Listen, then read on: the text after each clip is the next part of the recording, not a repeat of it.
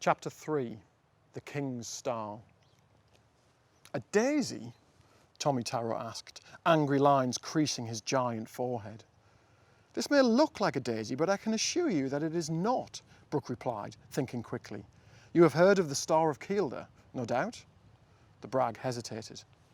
No, I do not believe I have. Oh, Brooke replied, feigning surprise. I thought a well-read scholar such as yourself would have known of the legend. Well, of course I've heard of it, but my memory is sometimes slow. Perhaps you would remind me of the details. I would be delighted, Brooke said with a theatrical wave. Long ago, there lived a great king. Which one? Tommy Taro interrupted.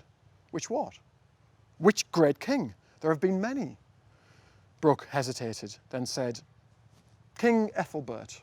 The brag seemed to accept this, so Brooke continued. Long ago, King Ethelbert travelled to this part of the kingdom.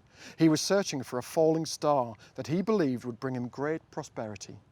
After many days of searching through the hills and the valleys, through the fields and the lakes, King Ethelbert came upon a clearing where all of the trees had been knocked to the ground. At the centre of a vast hole, the king found a glowing orb. He reached out to touch it and what?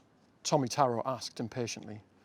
And before he could take it, the orb fell on a simple daisy. The orb merged with the flower and became the fabled Star of Kielder. It is said that if ever the star is removed from the land, then the entire valley shall be flooded. Tommy studied the little flower. You're saying this is the Star of Kielder? Brooke smiled. The king took the star and placed it on his armour. That night he met a beautiful maiden who lived close by. She was a simple woman, the daughter of a farmer, but she stole the king's heart. When it was time to leave, King Ethelbert, knowing he could never marry such a lowly woman, gave the Star of Kielder as a token of his love. From that day to this, the Star of Kielder has been passed down through my family until, upon my mother's death, it came to me. Now, I offer it to you in return for my heart's desire and as settlement for my debt. Impressed, Tommy Taro asked, You would give this to me? Yes. A falling star, discovered by a king, given to his true love, passed down through generations into your hand? Yes. And now you offer it to me? Tommy Taro said. Brooke extended his hand to the beast. Is it not worthy of our trade? Tommy Taro chuckled. Oh, it is most worthy indeed. For this our debt would be settled, and I would grant you your heart's desire, and more.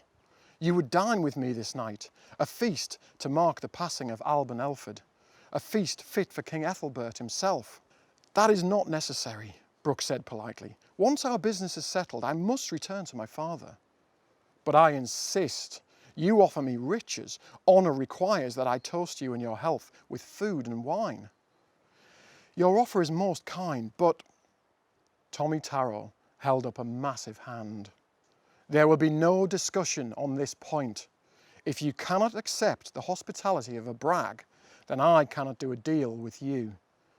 Even though it would pain me for the rest of my pitiful life, I would decline your trade, and you would remain in my debt. These are my terms, sir. Brooke sighed with frustration. He felt he was close to deceiving the brag, but he did not wish to linger in his company for any longer than was necessary.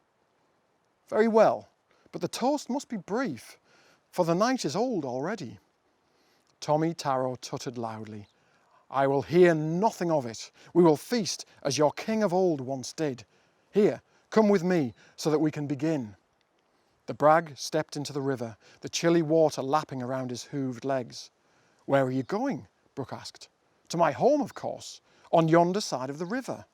He held out his giant hand to his guest. But I cannot swim, and the river is dark and wild. That is no matter, Tommy Taro said with a wicked smile.